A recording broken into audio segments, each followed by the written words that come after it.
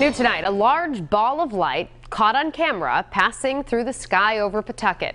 So what was it exactly? Meteorologist TJ Santo, a resident astronomy expert, looked into it and talked to the homeowner whose doorbell camera recorded the fireball. A Pawtucket woman discovered something unusual on her video doorbell, and after some research, we think it could be from out of this world.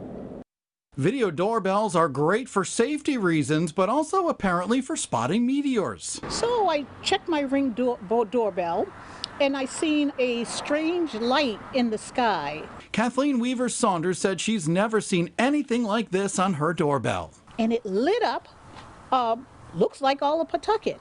This apparent meteor, based upon its motion from the southeast, could be a piece of debris left over from Halley's Comet, the most famous of all comets. The meteor could have been part of the Orionid meteor shower, which occurs when the Earth passes through the comet's debris. The small piece of rock may have exploded, leaving that flash in the sky. It was surprising to me that no one else reported it.